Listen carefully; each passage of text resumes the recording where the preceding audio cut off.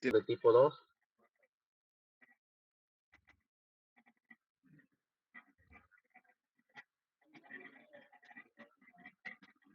Nada, todo quedó bien, bien claro, muy claro. Oiga, profe, Sí, estuve platicando con unas compañeras y queríamos ver a ver si no podíamos cambiar el seminario para otro día. no, el seminario yo no lo pongo, lo pone el departamento. Y ese ya quedó establecido para el día 3. ¿Y cuántas horas son? De 11 a 1 va a ser. Ah, es poquito entonces. Es cortito, sí, no dura mucho. Ok.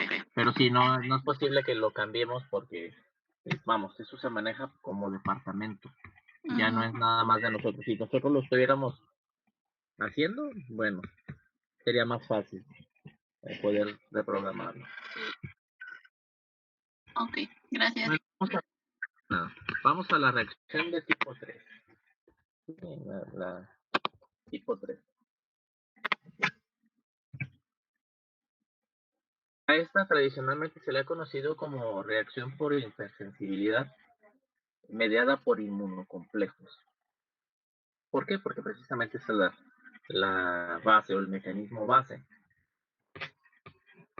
Un inmunocomplejo es un antígeno unido al anticuerpo correspondiente, es decir, al que está destinado, fabricado precisamente para ese antígeno, contrarrestarlo.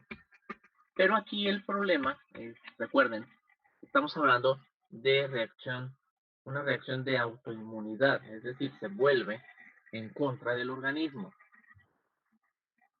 De alguna manera, los complejos van a originar un daño al organismo.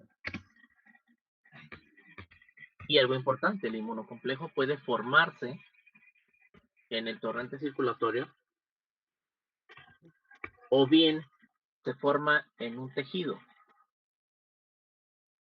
sobre la superficie de un tejido. Vamos entonces, esto quiere decir que tenemos dos reacciones de tipo 3 o dos subclases.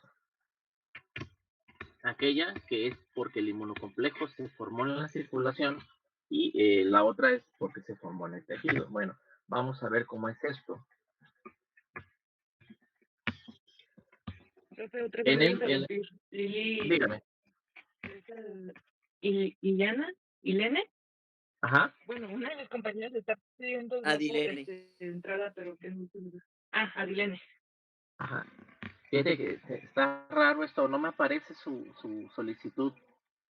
Dile que por favor lo que habíamos dicho. ¿Mande? A mí igual me dijo que si la podía aceptar. Dígale que si se sale del internet, o sea, de internet, no del nada más de la página, sino de internet, para ver si aparece su solicitud, porque no la tengo. Está raro esto, no me aparece su solicitud. No sé a qué se deba. Pero dígale que le haga así, a ver si funciona.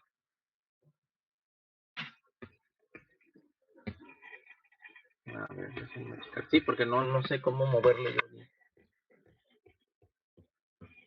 A ver, ¿por qué no aparece?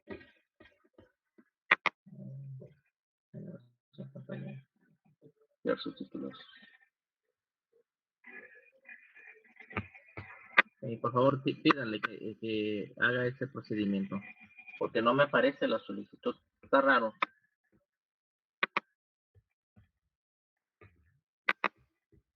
Está muy raro.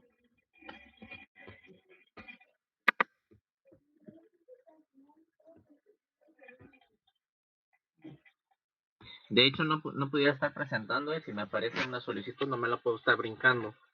Me estaría bloqueando la presentación. Pues está raro. Está muy raro.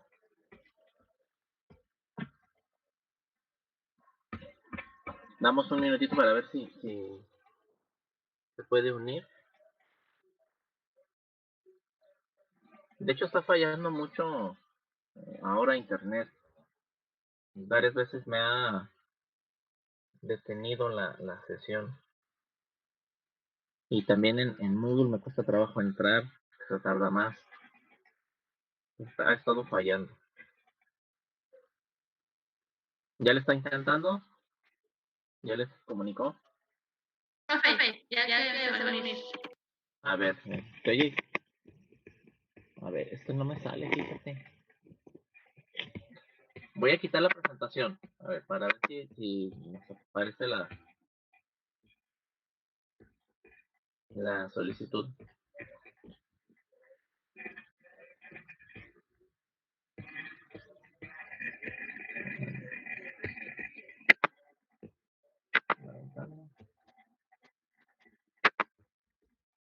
Ah, ya salió.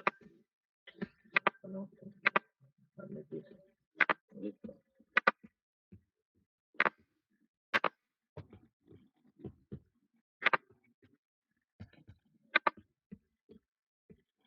¿Sí está presentando?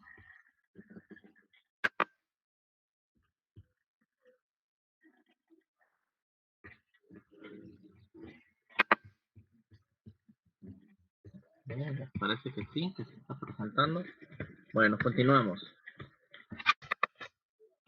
Bien, entonces se forman inmunocomplejo en la circulación y este viaja, se traslada hasta que se deposita sobre una pared vascular, sobre un vaso sanguíneo.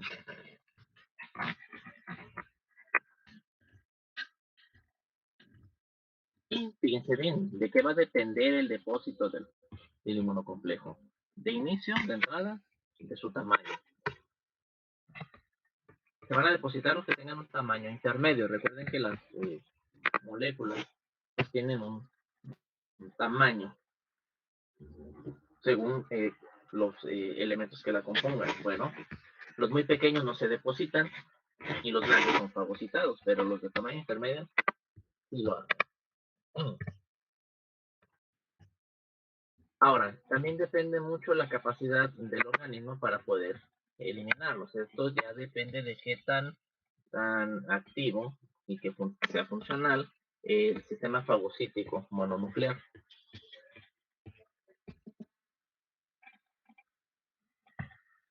Porque si no son eliminados, pues allí quedan los inmunocomplejos circulando y por lo tanto tienen más probabilidad de depositar.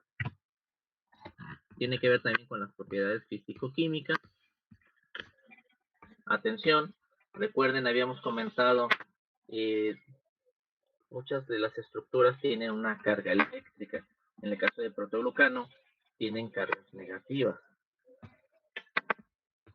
Bueno, aquellos antígenos o inmunocomplejos que tengan carga positiva, pues van a ser atraídos más, digamos, fácilmente. Y el caso de la membrana basal glomerular, que tiene proteoglucanos y por lo tanto, pues tiene esta carga negativa. Y pues ahí también se depositan los complejos. Por otra parte, ya como factor cuarto o inciso D, tiene que ver la anatomía y la hemodinamia. ¿Cómo es esto? Bueno, seguimos en el capilar glomerular renal. Ahí tenemos una presión hidrostática grande para poder hacer la filtración, formar el ultrafiltrado del plasma. Bueno, allí puede haber ese paso de inmunocomplejos, o bien, fíjense bien, en la membrana sinovial, en las articulaciones, también se genera este paso de inmunocomplejos que se van a depositar por debajo del endotelio. Y bueno, se inicia la respuesta. Ahora, en este caso, los antígenos pueden ser desde el exterior, fármacos. Proteínas heterólogas se refiere a proteínas que no son del organismo, son formadas por nosotros. Es decir, proteínas de origen, por ejemplo, animal. Y agentes microbianos, como exógenos. Y ya como endógeno, a partir de células que se están destruyendo, pueden liberarse estructuras que tienen la característica de autoantígeno. Por ejemplo, el ADN, o también del núcleo, la cromatina, junto a otras estructuras, formaría la cistona. Bueno, estos pueden ser el antígeno endógeno y ser ese responsable de la formación del inmunocomplejo. Ahora, ¿qué pasa? El inmunocomplejo va y se deposita, ya dijimos, en el tejido. Pero ¿qué hace? ¿Qué induce para que se haga esta respuesta o reacción exagerada? Bueno, vamos a tener que sigue un camino similar a la reacción citotóxica de tipo 2. Es decir, hay una activación del complemento. Aquí esta la vimos en el tipo 2, pero la utilizo para ilustrarlo. Es decir, aquí también, si hacemos de cuenta que el inmunocomplejo, aquí esta parte, pues se depositó aquí, pues inicialmente aquí se activa el complemento, lo cual va a llevar a lesión, bien sea por células de inflamación o bien porque se activa el daño a la membrana. Y no importa cuál sea la vía que se siga, si es activación completa, incompleta del complemento, al final lo que se va a encontrar es una inflamación y la lesión del vaso donde haya depositado el inmunocomplejo. Generalmente este tipo de respuestas se presentan, o de reacciones se manifiestan como una vasculitis, es decir, una inflamación del endotelio vascular que genera algunos síntomas característicos. Por ejemplo, el paso de sangre hacia la parte extravascular. Y a veces se observan lo que se conoce como petequias, algunos sangrados en la piel. ¿Cuáles son los vasos que más se afectan por este tipo de reacción de hipersensibilidad? La piel, donde les comentaba, se observa la lesión conocida como púrpura. Luego, en la sinovial o en las articulaciones se genera sinovitis, se genera artritis por estos inmunocomplejos. Y en el glomérulo, pues es en el riñón, el glomérulo es el afectado. Se hace una glomerulonefritis. Esa es una púrpura.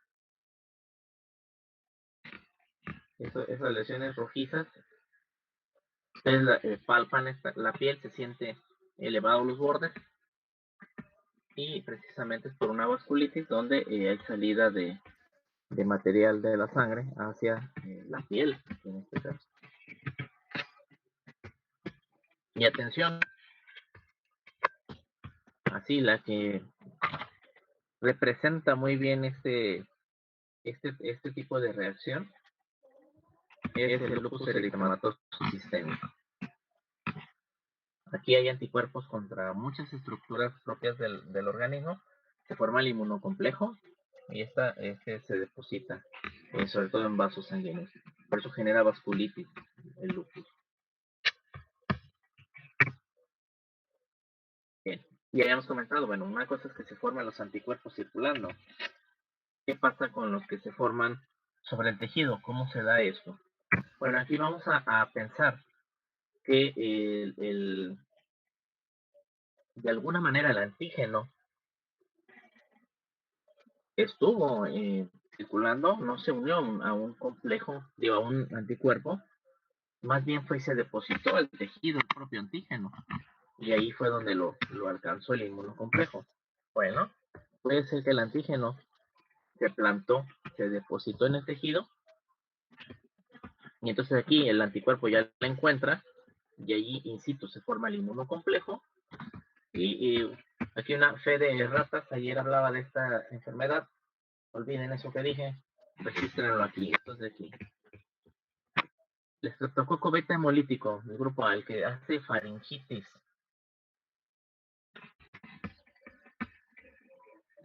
Es el que puede plantarse después de una infección de faringe, o de amígdala por este microorganismo, tus antígenos pueden quedar circulando en el aparato circulatorio y después llegar al glomérulo donde se depositan y generan una respuesta de tipo 3, una reacción inmunitaria de tipo 3.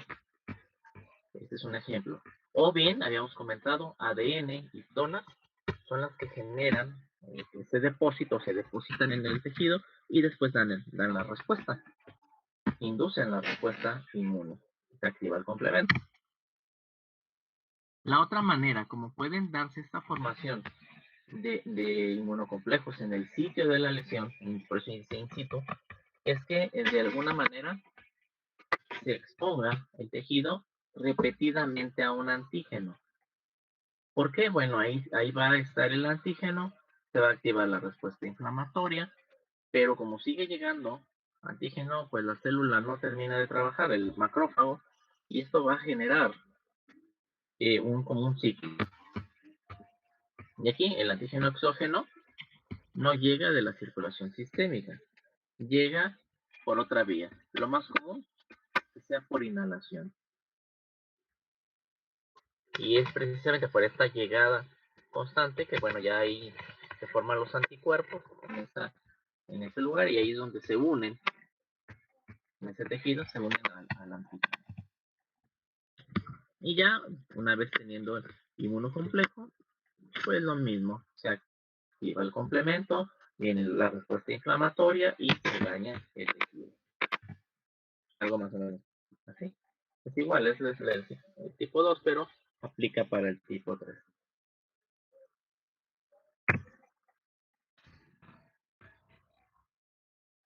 ¿Hasta aquí dudas?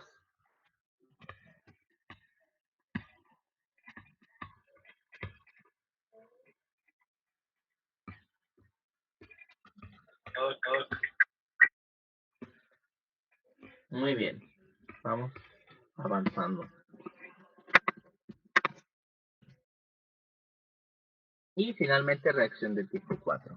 Atención, igual que como ocurre con reacción de tipo 3, pues aquí también hay subtipos, hay categorías. Vamos a encontrarnos con una reacción de hipersensibilidad mediada por linfocitos de cooperadores. Aquí le voy a modificar.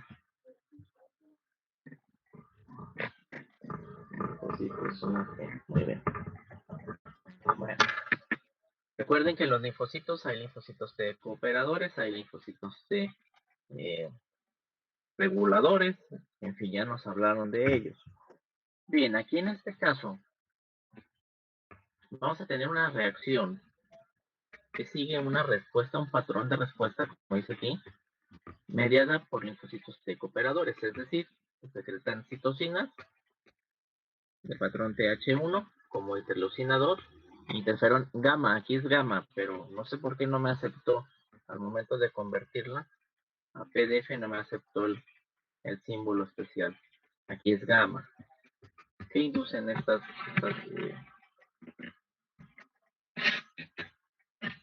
sustancias? Bueno, aquí vamos a encontrarnos que el linfocito T cooperador se va a ver envuelto o va a ser requerido en aquellas infecciones bacterianas que sean muy resistentes al mecanismo del macrófago, a las armas del macrófago. Un ejemplo es el Mycobacterium tuberculosis. ¿Qué hace el Mycobacterium? El Mycobacterium tiene unos mecanismos que le permiten evitar la agresión del macrófago, de manera que sobrevive dentro del macrófago. Y ahí continúa, se perpetúa entonces la respuesta. Otra manera, o digamos otro antígeno, es lo que llamamos dermatitis de contacto. Ejemplos de estos agentes, algunos fármacos de aplicación tópica. Metales, se han fijado que hay personas que no pueden usar aretes, que no pueden usar collares porque rápidamente la piel reacciona y dura su tiempo en retornar, sanar. Bueno, esta es la dermatitis por contacto. También puede ser por cosméticos. En este caso, el agente, ropas, sí, también por ropas puede ser, ocurre. Sí, así es, algunas telas. Bien, en este caso, ¿qué pasa con la tela o con los fármacos, el metal? Bueno, actúan como aptenos. No sé si les comenté, pero bueno, reacción de tipo 2, donde los fármacos funcionan como aptenos. ¿Qué significa? Vamos desglosándolo. Generalmente vemos que un fármaco no ocasiona reacción en muchas personas. Nosotros lo estamos administrando, escribiendo y lo usa 100 personas y no pasa nada. Pero tal vez dentro de esas 100 haya una persona que sí desarrolla un tipo de reacción ante la aplicación. No es la tradicional aplicación, digo, la respuesta alérgica tradicional que vemos con salida de aparición de lesiones en la piel, la famosa urticaria, sino que tiene otro tipo de reacciones. Bueno, ¿qué pasa? ¿Por qué ocurre esto? ¿Por qué no pasa en todos si es un efecto malo? Bueno, no ocurre en todos porque la estructura molecular del fármaco no es tal que el cuerpo la vea como un antígeno. Por eso se dice que funciona como un apteno.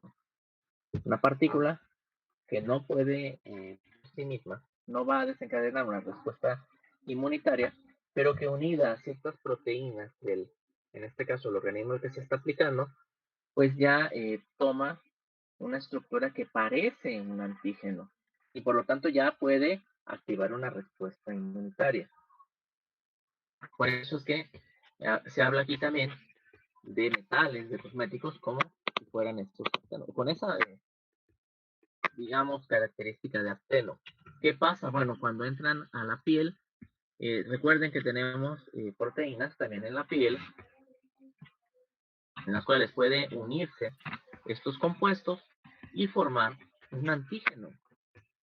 Es decir, aquí ya tendríamos la respuesta inmunitaria. Pero es una reacción de tipo 4. Es decir, aquí van a intervenir los linfocitos. No es como la primera, como la reacción de tipo 1, donde interfiere el AIG. Aquí son los linfocitos T quienes están llevando a cabo la respuesta. Y otro ejemplo, para dejarlo más redondo el asunto, bueno, otras enfermedades granulomatosas. Ya habíamos hablado de tuberculosis, donde el microorganismo está dentro del macrófago, sobrevive, se muere el macrófago, queda el bacilo, llegan más macrófagos, solicitan por medio de interleucinas que lleguen más leucocitos del tipo linfocitos para ir generando el daño al microorganismo, pero ya vemos que este sobrevive, se siguen juntando más células hasta que se forma un granuloma. Es decir, algo que intenta aislar al microorganismo porque no se le puede destruir. Bueno, también eso lo observamos en otro tipo de enfermedades granulomatosas. Está la sarcoidosis, la van a ver más adelante en neumos. Aquí no se sabe de dónde viene el antígeno, pero al observar el parénquima pulmonar, tiene muchos granulomas, es decir, hubo un antígeno que generó la respuesta de macrófagos inicialmente y luego estos activaron linfocitos y al ser incapaces de erradicar al antígeno, pues se acumulan o se disponen en una formación para encerrar al antígeno y visto al microscopio, pues se le dio el nombre de granuloma. Aquí un ejemplo de cómo funciona lo de linfocito T, en este caso, pero que aplica para lo que nosotros estamos aquí analizando, donde el macrófago engloba un antígeno, ¿sí? El cual va a ser llevado al interior para aplicar un lisosoma, poder digerir el antígeno. Luego se genera secreción y liberación de citocinas, en este caso proinflamatorias, para atraer más leucocitos, generar vasodilatación, en fin, todo lo que vimos en inflamación. Y una parte del antígeno es llevado hacia el complejo, al HLA, para presentarlo en la membrana. ¿Para qué? Para que el linfocito lo detecte. Y a través de su receptor, el linfocito conoce al antígeno y puede a su vez generar un ataque específico. Este es el linfocito T cooperador. Este es atraído a través de interleucina 12. Aquí lo tenemos. Tiene que ver la interleucina 2. Aquí. También él genera, estas son las citocinas de patrón TH1, interferón gamma, y una partícula, ya dijimos, para eliminar virus. Y esto es lo que se está perpetuando. Es decir, este ciclo que ustedes están viendo aquí, que ocurre normalmente en los casos en los que se genera la reacción de tipo 4, se está dando constantemente. Está ocurriendo como un ciclo que se está perpetuando. Y esto va generando el daño a la célula. Por eso es que personas que tienen una dermatitis por contacto se toman un antihistamínico, pues no funciona. Es que es una alergia. Bueno, sí, de manera general podemos englobarla como una alergia, pero no comparte el mecanismo de la que en específico es una alergia, la reacción de tipo 1. Allí no hay liberación de histamina. Se liberan otros mediadores de inflamación, otras citocinas proinflamatorias, y por eso esto tarda tiempo hasta que es eliminado el antígeno, si es posible, o se va a perpetuar si el antígeno no es eliminado fácilmente. También, ¿qué hipersensibilidad se encuentra aquí o qué reacción inmunitaria? Aquellos que son alérgicos al látex, ponen un guante de látex, no se les quita inmediatamente la reacción, tarda tiempo hasta que la piel logra digamos, ir avanzando el antígeno y logra ser contenido por macrófagos, por linfocitos. Ya se elimina esa molesta dermatitis, porque es una dermatitis por contacto. Pero tiene que ver precisamente, mi idea va hacia el punto donde esta reacción que ocurre normalmente, porque es la respuesta normal del sistema inmunitario en función del linfocito T cooperador, pues se está perpetuando en el tiempo. Ocurre varias veces, hay un ciclo. El macrófago no logra eliminar al antígeno, o en este caso al agresor, y está reclutando constantemente linfocitos, más macrófagos llegan al sitio, y esto se está repitiendo 1, 2, 3, infinidad de veces, con la liberación de citocinas proinflamatorias, citocinas que van a generar pues daño en el tejido, un mecanismo inflamatorio.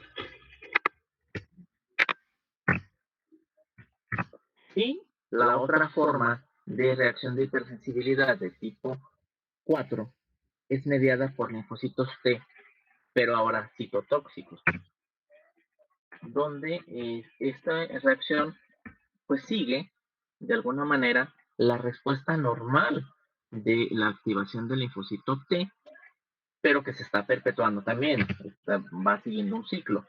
¿Qué antígenos van a ser capaces o van a originar este tipo de respuesta? Bien, aquí se habla de lesiones dadas, por ejemplo, este es un ejemplo, virus que no tienen que no ejercen un ataque tan severo, tan grave hacia la célula, sino que más bien es una lesión de baja intensidad, pero que es prolongada en el tiempo. En este caso tenemos como ejemplo el virus de la hepatitis B. El virus de la hepatitis B tiene entre sus características pues el generar una respuesta crónica, es decir, una afectación crónica que se prolonga en el tiempo, precisamente porque tiene la probabilidad de no dañar tanto a la célula, la va dañando poco a poco, se va sirviendo de esa célula y bueno, se genera este mecanismo de citotoxicidad. Aquí está cómo funciona esta citotoxicidad. Aquí tenemos una célula la cual es infectada por virus, las cuales, recuerden que el virus lo que va a hacer es apoderarse de la maquinaria para replicar su material genético, con lo cual cambia el ADN y puede, la célula pues va a expresar esta molécula HLA-1 que es expresada en la membrana donde es detectada por un linfocito citotóxico, ¿no? Y la función del linfocito citotóxico pues es inducir la apoptosis. Aquí está, le va a inducir a esta célula que solita programe su muerte y la regule. Pero ahora imagínense un proceso en el cual, por ejemplo, el hígado tiene la capacidad de sus células tienen la capacidad de replicarse si es necesario. Entonces imagínense, bueno, se están sanando algunas células, pues se están sustituyendo algunas células que ya fueron dañadas por otras que son sanas, pero pues el virus aprovecha, ¿no? Ahí va, ya hay más, ya le están llevando material, pues bueno, lo cual hace que este ciclo que está aquí representado, pues se genere constantemente y es lo que termina por inducir pues daño en el parénquima hepático a largo plazo.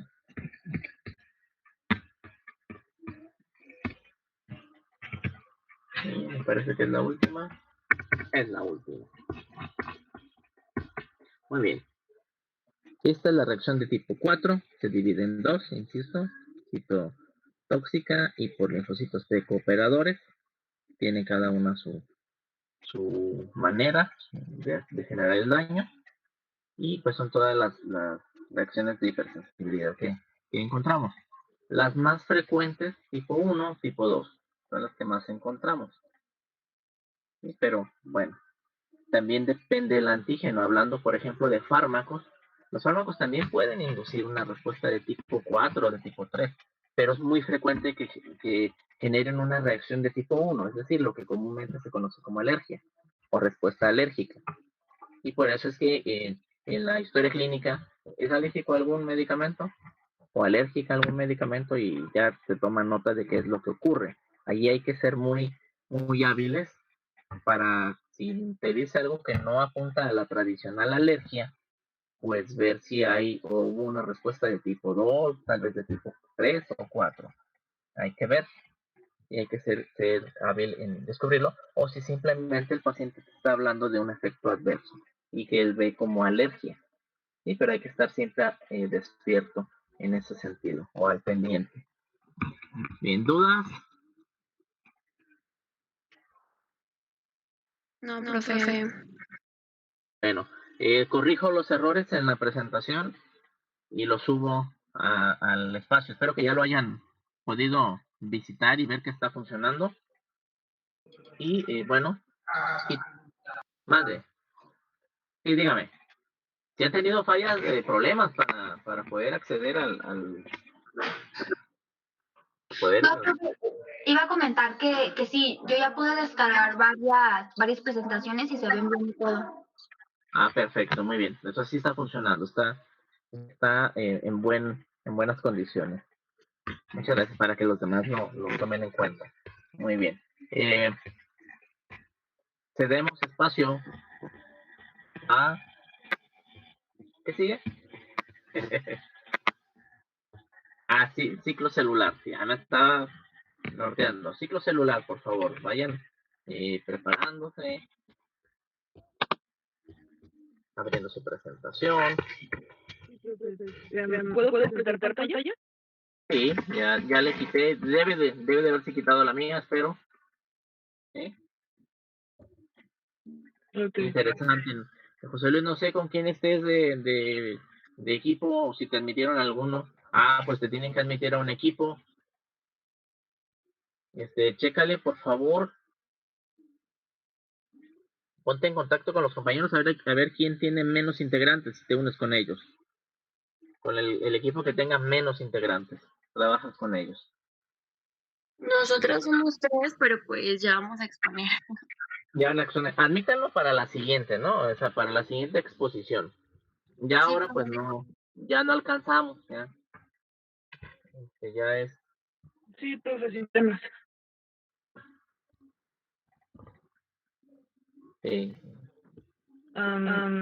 Bueno, aquí está. Ah, cierro mi micrófono y les escucho. Y antes de que se me escape, todos pónganle presente en el chat, por favor. Antes de que otra cosa ocurra. Y pues ya me callo para que empiecen con ciclo celular.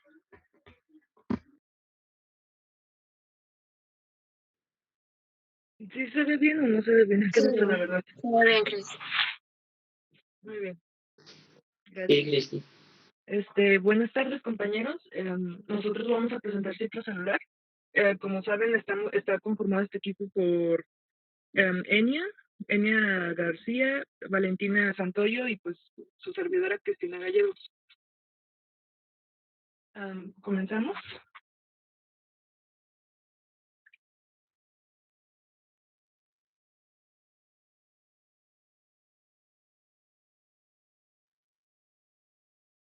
¿Enia? No es cero. Es Valentina, ¿no? ¿Dónde está? A ver, espera. ¿Se quedó dormida?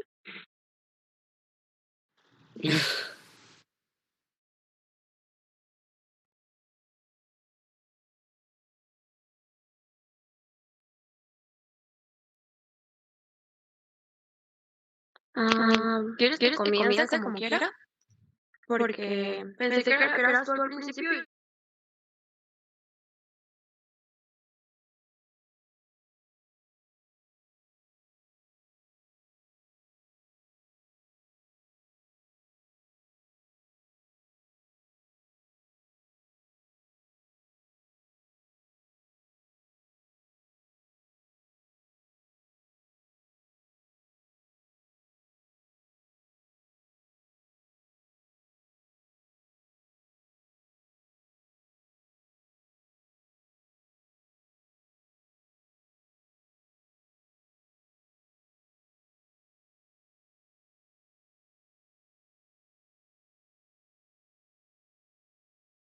Entre 9 y 12 horas. Comienza al final de la fase M. La célula reúne sustancias nutritivas y sintetiza el ARN y las proteínas necesarias para la síntesis del ADN y la duplicación cromosómica. Tenemos lo que son los puntos de control de restricción, sensible al tamaño celular, al estado de los procesos fisiológicos de la célula y sus alteraciones con la matriz extracelular.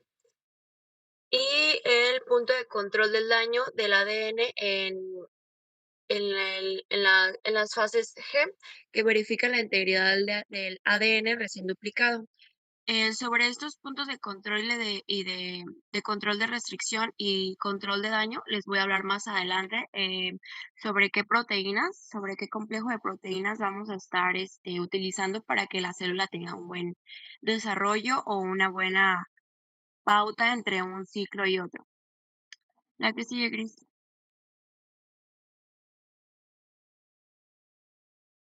Next. Gris. Gris.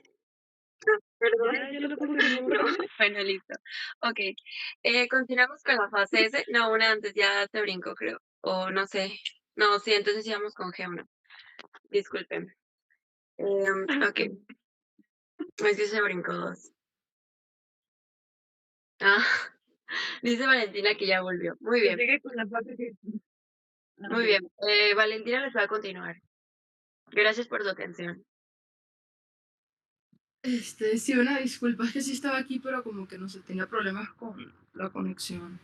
Pero sí, en la fase G1, lo único pues importante que vi es que pues se divide en dos partes. Tenemos señales externas y señales internas, que es como la propia célula puede como entender o saber si puede continuar con el ciclo celular o simplemente quedarse pues esperando hasta que ya esté lista. De señales externas tenemos como la adición y de señales internas como otro tipo de información que te da como saber sobre el estatus de salud. Por ejemplo, aquí menciona la dotación de elementos celulares tras la división y señales propias como la proliferación. Siguiente, por favor.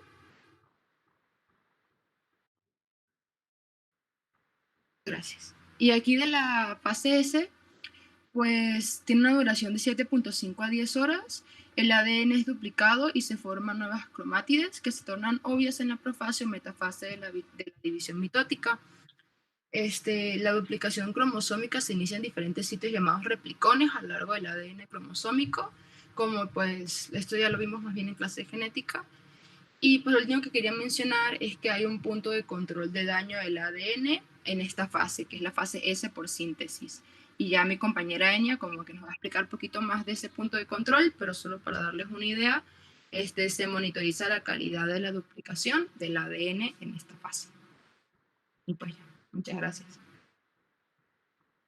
Bueno, después de pasar estas dos fases, seguiría la fase G2, que básicamente consiste en el inicio de la condensación de la cromatina, que un dato curioso podría ser que en esta fase es donde se puede ver el cromosoma, es la única fase en la que se puede ver, ya que por lo mismo de que esté muy condensado, pues da la posibilidad de que se vea por ojo, bueno, no por el ojo humano, pero sí a partir de un microscopio y sea en su total visión. Después seguiríamos por la mitosis, es la más corta del ciclo celular y en esta consiste simplemente con la división celular. Esta consiste en 5 etapas. Entraría con la profase, que consiste en la condensación de la cromatina.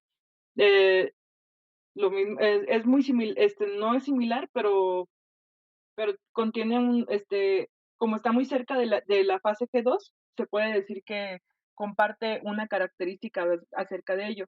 Algunos de los autores no la toman en cuenta. Y aparecen los usos mitóticos.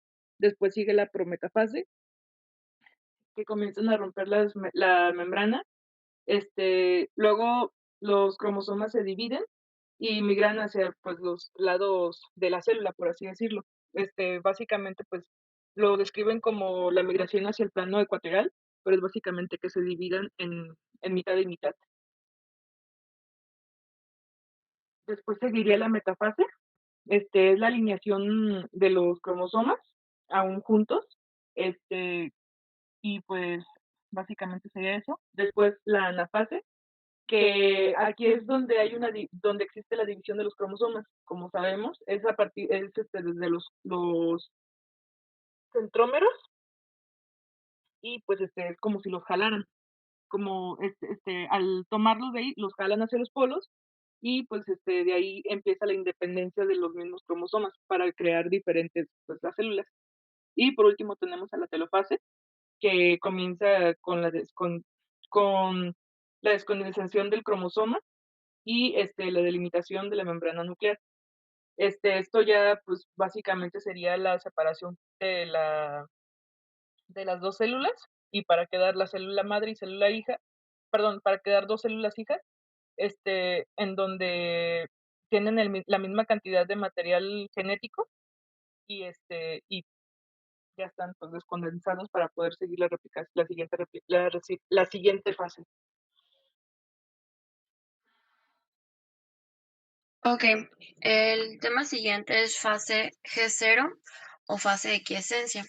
Quiesencia se refiere a que va a estar en un estado que no va a tener movimiento o va a estar como en un tipo de pausa. Bueno, algunas células las experimentan y algunas células nunca las experimentan, como son los miocitos. Bueno, más bien, son las células que siempre lo experimentan, los miocitos y las neuronas, que siempre permanecen en ese estado. Y pues todas las demás pues, permanecen en en algún tiempo o algunas son como en periodos muy breves. Puede ser transitoria, de durar un largo tiempo o pues, como les comentaba, nunca dividirse. Ya sea en nuestro cuerpo o en algún medio de cultivo, se encuentran pues detenidas y cuando se produce un estímulo adecuado, o condiciones ambientales idóneas, puede proseguir a la fase G1 y continuar hasta la mitosis. Muy bien. Saliéndonos del ciclo, vamos a entrar como algo un poquito más como externo, que son el control del ciclo. Tenemos un complejo de proteínas que se dividen en dos, lo que son las cinasas, que vamos a encontrarlas como ciclasas, que las vamos a encontrar como sin, y cinasas dependientes de ciclinas, que son las CDK. Y bueno,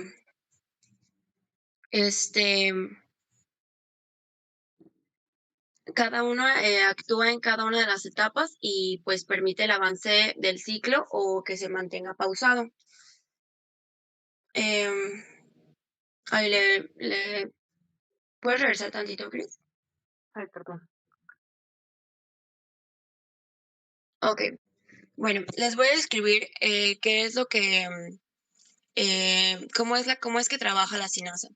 Transfiere un grupo fosfato, un ATP, a un residuo de serina o de treonina. Y la ciclina es una subunidad reguladora. O sea, la cinasa va a hacer que llegue lo que es un ATP para iniciar a estos aminoácidos para que comience el movimiento del ciclo, y la ciclina va a ser solamente una unidad reguladora.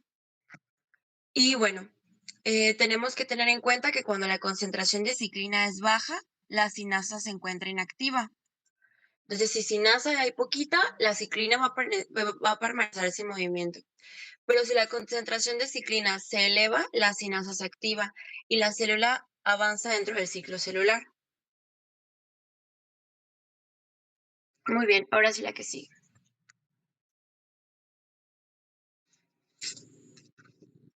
Ok. El control del ciclo celular tiene el primer punto de transición conocido como start. Ocurre antes del final de G1. En el punto de start, la célula está destinada a replicar su ADN y completar el ciclo celular. Requiere la activación de una cinasa por una o más ciclinas de G1, cuyos niveles se elevan al final de G1.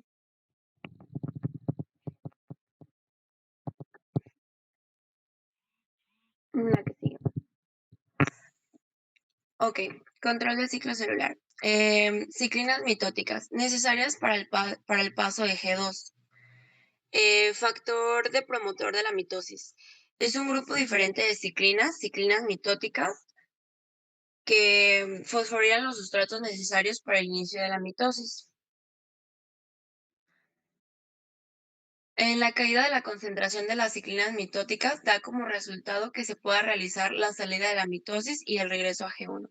O sea que si hay algún fallo o un defecto, estas se disminuyen y así pueden detener la mitosis y regresar a G1 a reparar como quien dice el daño. La que sigue.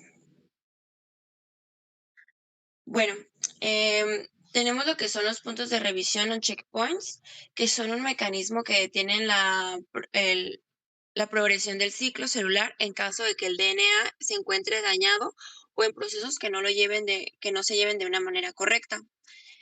En caso de mayor daño y que no se pueda reparar, se transmite una señal que conduce a la muerte celular, o sea, apoptosis. Y bueno, los principales puntos, G1 antes de la síntesis, H2 antes de la mitosis, perdón, aquí era G2 antes de la mitosis y mitosis durante la metafase. La que sigue.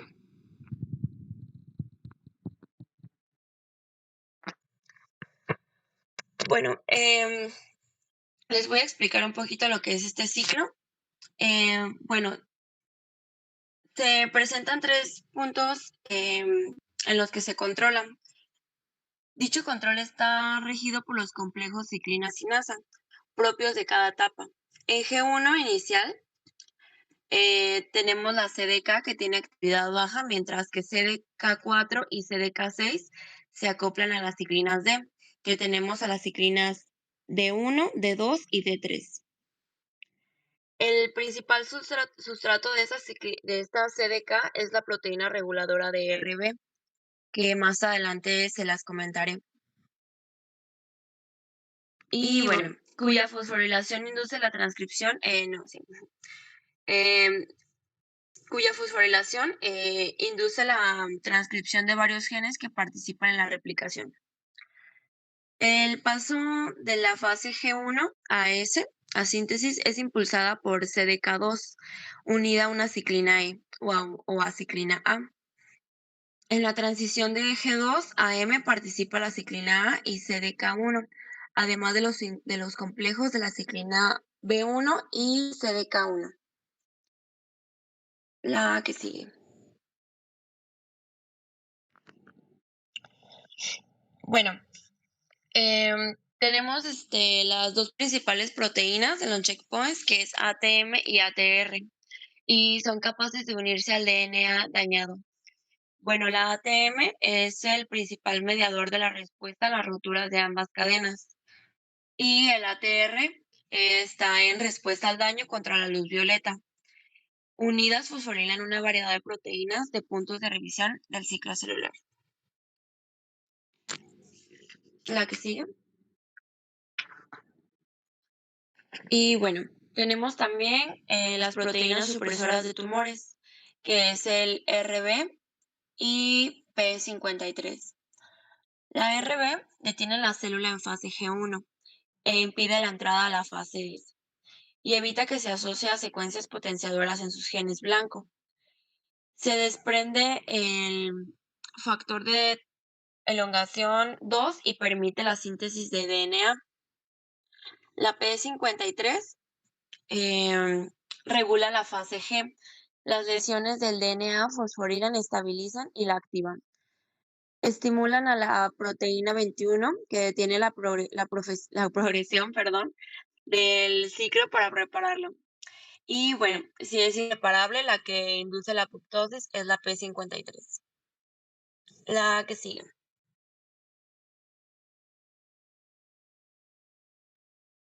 Ok, aquí si quieren ampliar la imagen para que puedan ver un poquito y más o menos si nos ubicamos como si fuera un reloj, en el lado 1 encontramos la letra A, que bueno,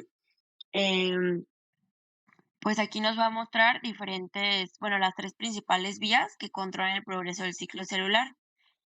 Como les comentaba, aquí del lado como si fuera el 9, tenemos el ATR y se activa tras un daño específico.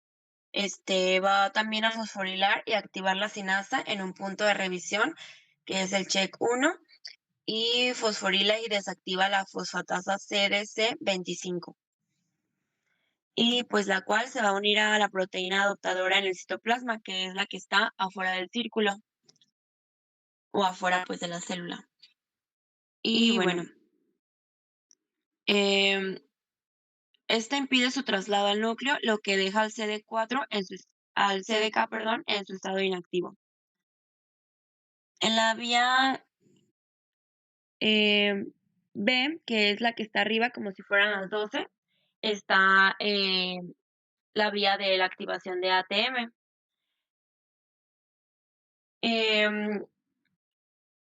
Que si recuerdan era para daño a más cadenas de ADN. Ok, por un daño específico fosforila y activa la sinasa CK2 del punto de revisión y hace a su vez fosforila la P53, la cual activa la transcripción de P21. La proteína P21 inhibe de forma directa CDK en ambas vías, lo que resulta en el paro del ciclo celular. Y bueno, ahora sí nos citamos como si fueran las 2 más o menos y está la letra C, que es la vía de la proteína RB. En condiciones normales se encuentra parcialmente fosforilada y unida al factor transcripcional E2F. Y este se hiperfosforila por el complejo DCDK 4 y 6, lo que provoca que se desprenda el E2F y permitiendo a la célula entrar a la fase de síntesis. Y bueno, pues muchas gracias por su atención. Sería todo. Muy bien. Muchas gracias por la presentación, la explicación. ¿Qué es lo que vamos a tomar nosotros para la revisión de neoplasias? Pues todo. Hay que considerar, dependiendo la causa, vamos a encontrar que la célula cancerosa puede brincarse estos puntos de control, o sea, tiene anulados los puntos de control y tiene, así como nos decían, está regulada la mitosis, no se está llevando a cabo con una velocidad constante, sino que va a depender de factores que lo están regulando. Pues también el cáncer se va a brincar esas regulaciones. Exacto, todo tiene que ver con la inducción de los puntos de control, tiene que ver. Y vamos a encontrarnos entonces ciertos mecanismos que evitan, en principio si se daña el ADN ya vamos a encontrar que hay unos mecanismos que evitan que sea detectada la falla y por lo tanto la célula sea llevada a apoptosis. Luego también durante las fases del proceso de replicación también hay unos mecanismos que hacen que esto sea burlado, ¿no? de cierta manera. De ahí que es importante que recordemos lo del ciclo celular, cómo se lleva a cabo. Entonces, para la siguiente sesión, ahorita voy a hacer otra actividad. Para la siguiente sesión, mañana, por favor, quiero que hoy vean causas en general, o sea, no nos vamos a ir a un cáncer específico, vamos a hablar de neoplasia benigna y maligna, las características de las neoplasias benignas y las malignas. Ya dentro de las características de neoplasia maligna, vamos a encontrarnos las causas que se desarrollan las neoplasias malignas y qué mecanismos tiene para generar y para seguirse replicando, pues para burlar al sistema inmunitario. Eso es lo que quiero que revisen para mañana. Y ahora quiero que concluyamos los próximos 15, 20 minutos. Claro, siempre y cuando me lo pueda, ya está. Que lo lea. Ahí va, ya lo está leyendo.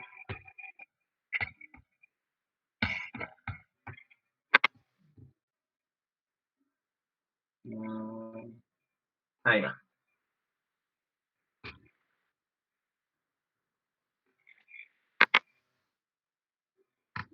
Bien, después de haber barajado la información que ustedes habían obtenido a lo largo de estos días, pues vamos a aplicar una postvaloración.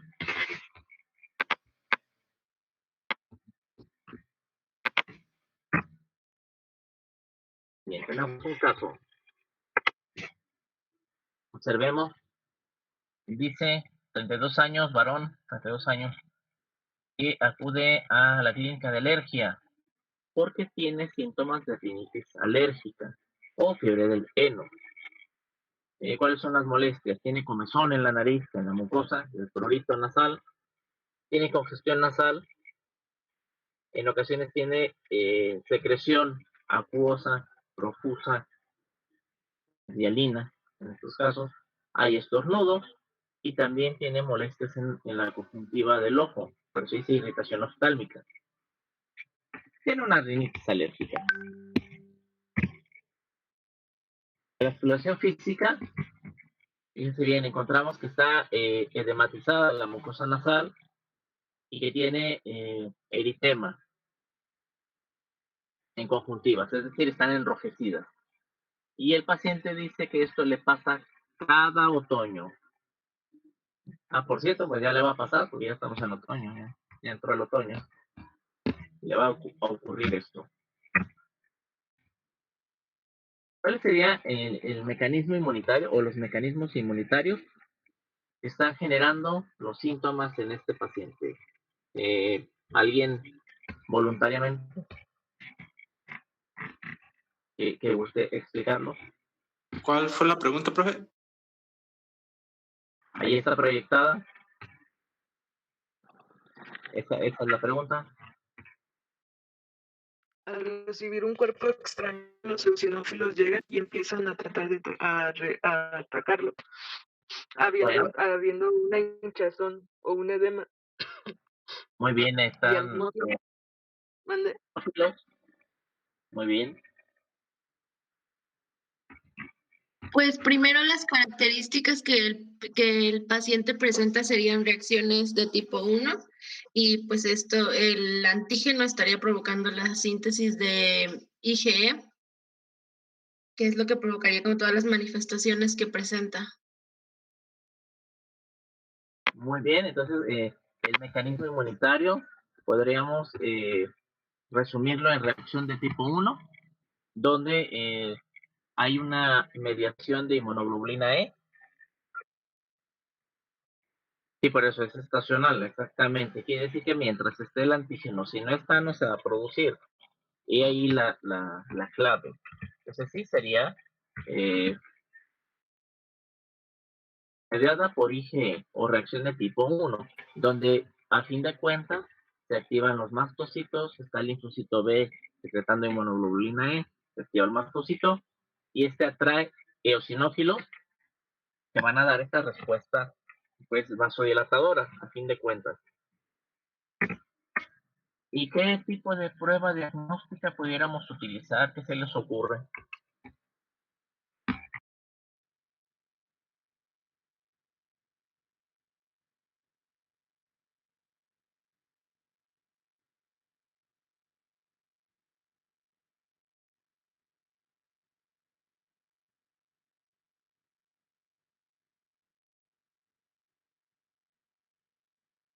¿Biometría hemática? ¿Una qué, perdón? Se escuchó así medio recordado. ¿Una biometría hemática? ¿Qué veríamos en la biometría? El IgE aumentado. ¿Qué se ve en una biometría? Más bien una prueba de anticuerpos, ¿no, profe? Muy bien. No está tan errada la toma de una biometría. ¿Qué se ve en una biometría? Ahorita voy con lo de los anticuerpos, que también está bien. Perfecto. En una biometría vemos leucocitosis. Entonces, aquí en este caso sería a expensas de eosinófilos. Pudiéramos darnos cuenta de que aumentó la concentración de eosinófilos, lo cual nos lleva a eosinofilia. Y la otra cosa sería medir el anticuerpo específico, que es lo que hacen para el COVID. Esa es una prueba inmunitaria, pero también entra en esto, aquí se puede medir las concentraciones de IgE específicas. Lo más común, les comentaba ayer, lo que se hace es la prueba con el hisopo, lastiman la mucosa nasal, meten el hisopo muy profundo y sacan una muestra de moco y se analiza a ver si hay eosinófilos en moco nasal. Pero bueno, sí, todas esas son posibilidades. Vamos a segunda respuesta. ¿Y qué tratamiento para quitar los síntomas, para aliviarlos? ¿Qué se les ocurre? No me digan el nombre del fármaco, sino más bien dónde tendría que actuar el fármaco. ¿Sobre las fosas nasales? Como que, ¿haciendo qué efecto? ¿Antiinflamatorios?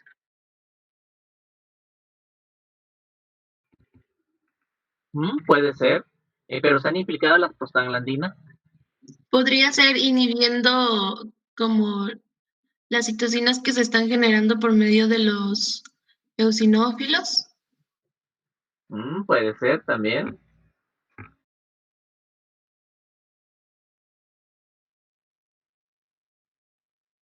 Bueno, con un antibiótico, ¿no? Que inhiba la síntesis de la bacteria, como levofloxacino o algo así. Bueno, sería bien si la rinitis fuera infecciosa, pero estamos hablando de una rinitis alérgica, entonces el antibiótico no tendría efecto sobre este tipo de alteración. Más bien sería centrarnos en la respuesta de los leucocitos, en este caso el eosinófilo, tal vez inhibirlo. Hay un tipo de medicamento que hace eso. No son antiinflamatorios propiamente, hay unos antileucotrienos, se llaman, que pudieran estar implicados aquí, pudieran tener efecto. Inmunoterapia, más bien pudiéramos administrar corticoide. Y por ejemplo, alguien me comentaba, en la fosa nasal, sí, hay un corticoide que es inhalado, más bien sería aplicado sobre la mucosa nasal a través de la inhalación. Y sería también bueno. Y se nos olvida, ¿cuál es el mediador de la inflamación más notorio que hay aquí en esta respuesta tipo 1?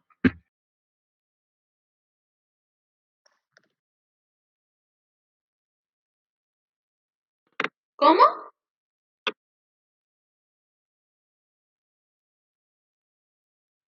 ¿Cuál es el mediador de la inflamación que tiene más notoriedad en esta reacción inflamatoria? ¿Histamina?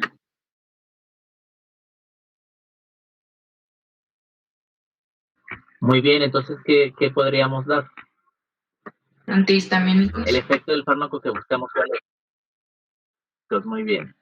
Por eso es que, no sé, hay un anuncio, no sé si todavía lo sigan pasando, de que el muchacho le regala a la muchacha las flores y la muchacha es alérgica y anuncian el antihistamínico, precisamente por este potencial.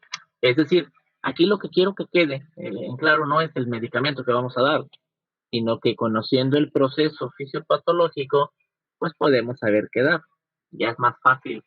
Voy a buscar algo que le inhiba la histamina, ¿no? O que bloquee los efectos. Perfecto. O puedo bloquear el leucotrieno. Doy un antileucotrieno. Muy bien. O un estabilizador de leucocitos. Le damos corticoide inhalado.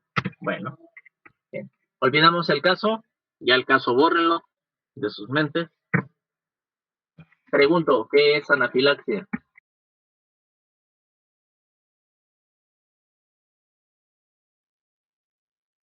¿Es una alergia sistémica?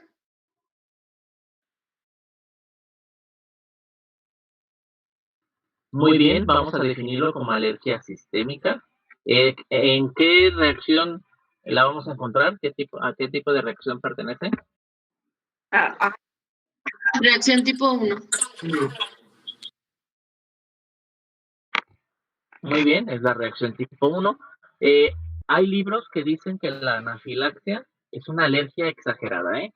¿Por qué exagerada? Porque puede, además de ser sistémica, se corre el riesgo de generar colapso del sistema circulatorio, es decir, hacer un shock de tipo anafiláctico, choque anafiláctico. 5. ¿Qué me dicen de ahí? ¿Qué tipo de reacción de hipersensibilidad es una púrpura trombocitopénica? Caray, ¿qué es esto? Les doy tiempo de que lo busquen, les doy Necesita, José Luis nos dice que es la 3. ¿Por qué la 3? A ver, cuéntanos. Ahí directamente en el chat, mientras das tiempo que los demás vean.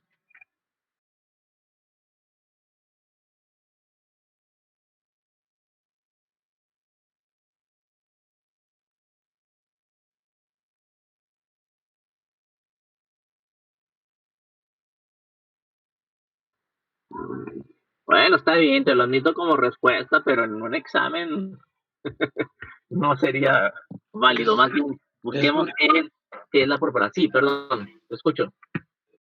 No es porque presenta bajos niveles de plaqueta.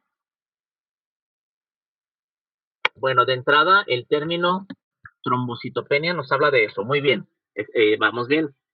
Buena jugada. Hay una baja de plaquetas. Entonces, púrpura, ¿qué? No se refiere como a la característica clínica que da la enfermedad. O sea que tienen como muchos, bueno, al tener trombocitopenia, no hay una correcta coagulación, o sea, no tienen, bueno, por la falta de plaquetas. Muy bien, entonces habría sobre la piel presencia de sangrados dado precisamente por esta baja de plaquetas. Es decir, habría, ¿cómo se llama? Bueno, sí, moretones, pero se llama de otra forma, Valentina, hematoma. Hematoma. Hematoma sobre la piel, ¿sí? Entonces, a ver, entonces juntemos lo que ya dijeron. Baja de plaquetas, presencia de sangrado en la piel. ¿En qué reacción de hipersensibilidad se afectan las plaquetas?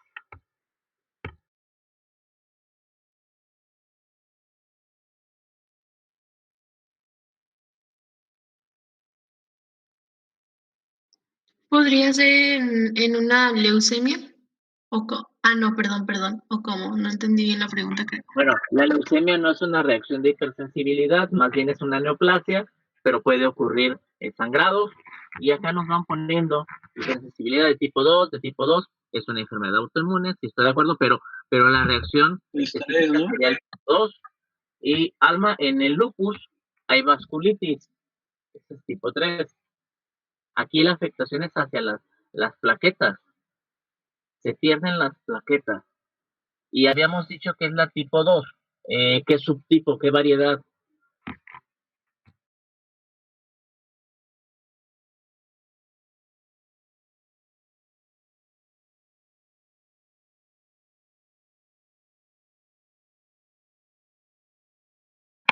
Recuerden que hay 4. Era la citolítica, si no me recuerdo. O no entendí. Muy bien, citolítica. Gerardo nos puso destrucción celular, pero bueno, es correcto, es una manera, lo que vas a encontrar en literatura, en un examen, pues es citólisis o destrucción citolítica. Muy bien. Vamos a la 6. Bueno, antes que nada, ¿qué es la enfermedad de Graves-Bachel, no?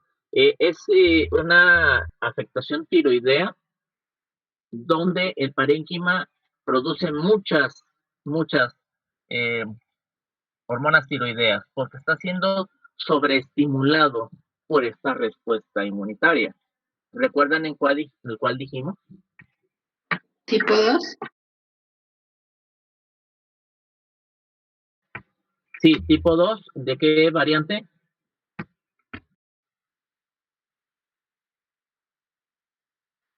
¿Citotóxico? Citotóxico. Bueno, digamos, sí termina por dañar, pero tiene otra variante. Recuerden que son 4: citolítico, citotóxico y faltando. Y aquí está incluida esta.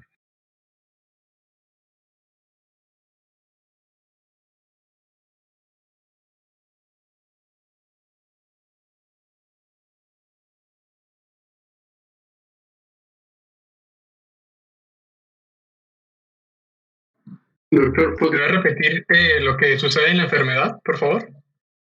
Muy bien. La glándula está produciendo muchas hormonas tiroideas porque está siendo sobreestimulada. No es la O lo que activación. estimulante. Exactamente, citoestimulante. Y la otra sería citoinhibitoria. Muy bien, vamos con la 7. ¿Qué tipo de reacción de hipersensibilidad es una neumonitis? Ejemplo, una silicosis. Vamos estableciendo qué es una neumonitis, ¿no? Antes que otra cosa. Es una afectación de parénquima pulmonar porque la persona inhala polvo. Ocurre en trabajadores. ¿Qué tipo de reacción sería?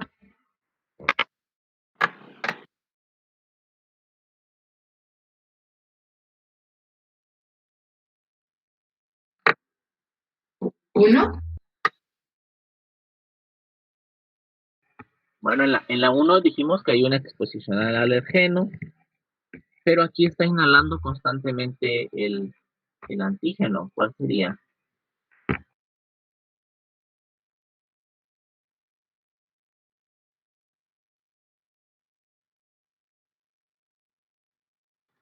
La retardada. Creación de inmunocomplejos, dijo Gerardo, nos puso ahí en el chat. Sí, acuérdense que habíamos dicho que de tanto está llegando el alergeno, se va a crear el inmunocomplejo en la zona y esto genera pues, la respuesta inmune. Y una glomerulonefritis post-estreptocócica, ¿qué ocurre? ¿Cómo es el mecanismo?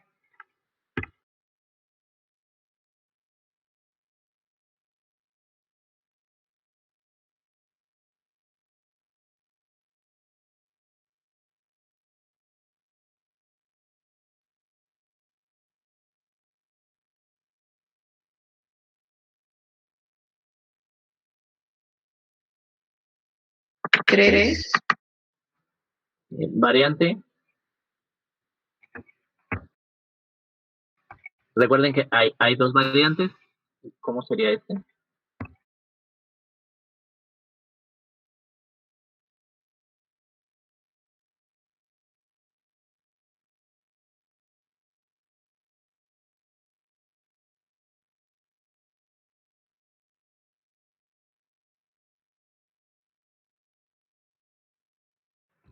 ¿Se acuerdan cómo se forman los complejos? En este caso, en la 3, complejos inmunes.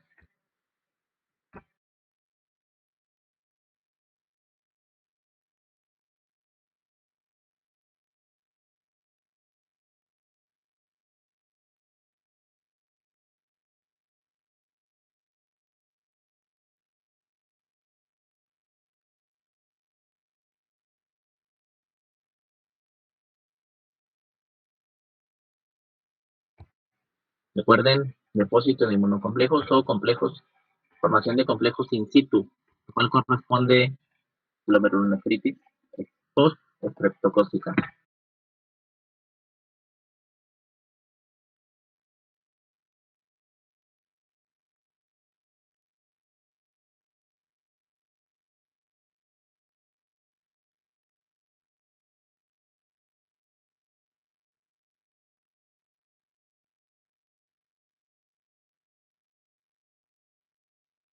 ¿Dónde comentamos que hace su infección el estreptococo beta hemolítico?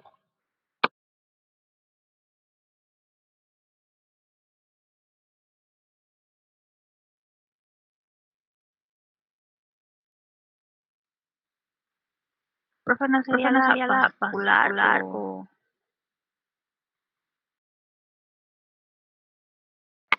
Pero ¿dónde se forma el inmunocomplejo?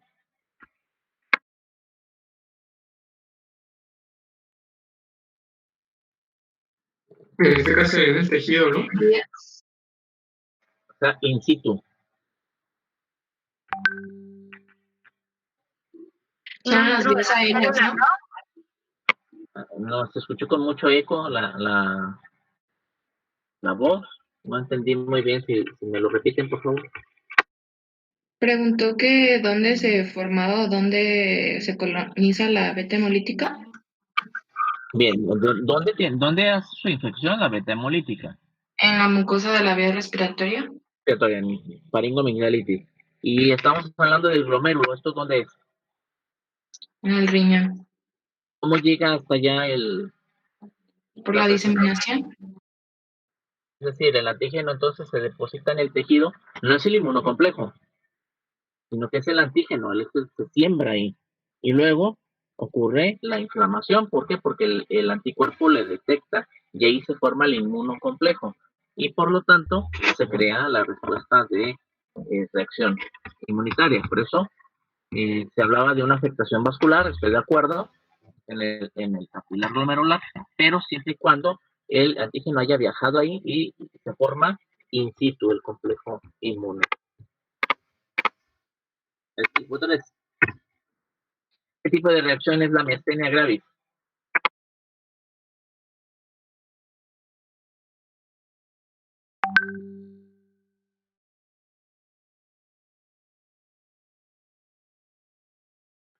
¿Recuerdan?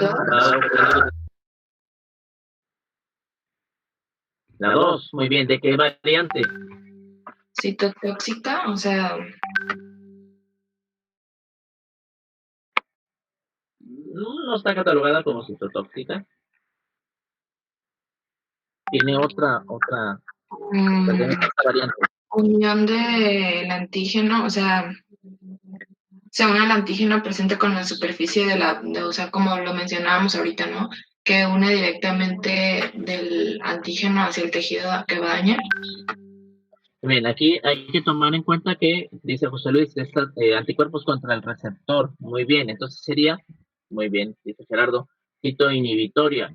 ¿Por qué? Porque el anticuerpo se une al receptor de la acetilcolina en la placa neuromuscular, de manera que no deja que la acetilcolina estimule al músculo para hacer la contracción.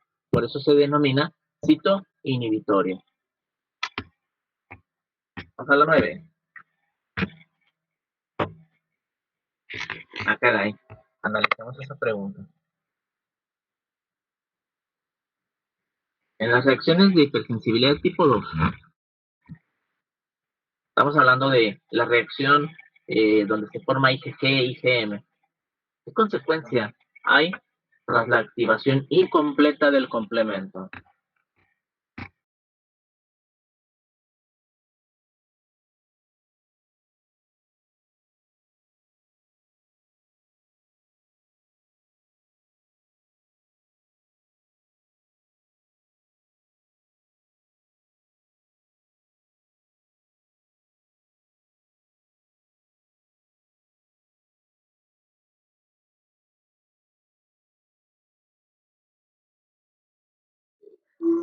Sería una lisis extravascular.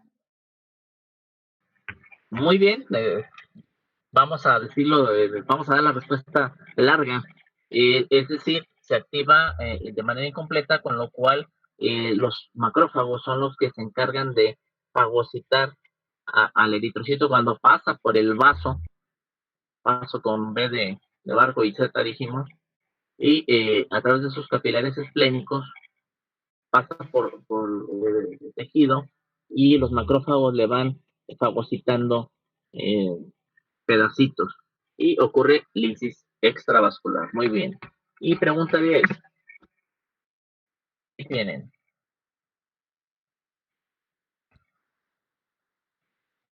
Creo que ya lo comentábamos, ¿no? Hace rato, lo de variante in situ. Entonces, pues ya no me detengo mucho en esta pregunta. Lo dejamos así. Muy bien. Entonces, mañana continuamos con neoplasias. Diga. ¿Me podría explicar otra vez, por favor, esta pregunta, la última? ¿Cómo se forman los anticuerpos in situ? Bien sea porque vienen desde una zona distante, el antígeno. Atención. El antígeno viene de un tejido que fue lesionado previamente, como en el caso de la faringoamigdalitis por el estreptococo, donde una vez que sucede pasa la fase de infección,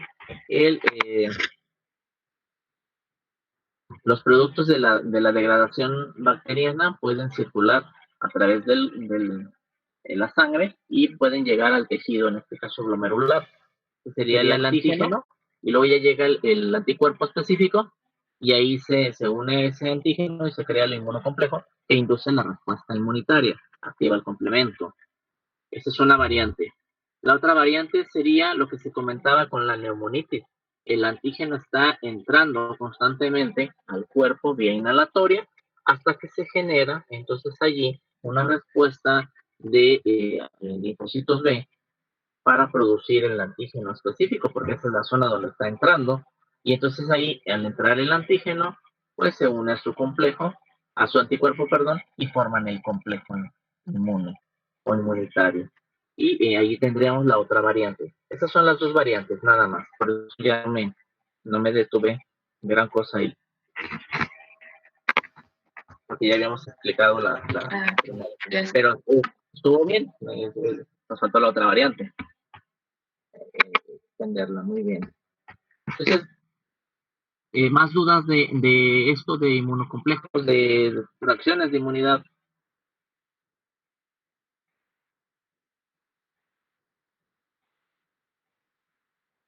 Creo que no, profe. Si no hay más dudas, anuncio, mi aviso, mañana vamos a ver neoplasias. Vamos a dedicarlo a ver neoplasias. Y bueno, también ya preparados los de renal. Vamos a empezar con renal pasado mañana. Viernes. Para que estén ya preparaditos y llegando, pues les toca a ustedes. Vamos a hablar de función renal. Y bueno, no se les olvide lo del seminario. Voy a mandarles el enlace.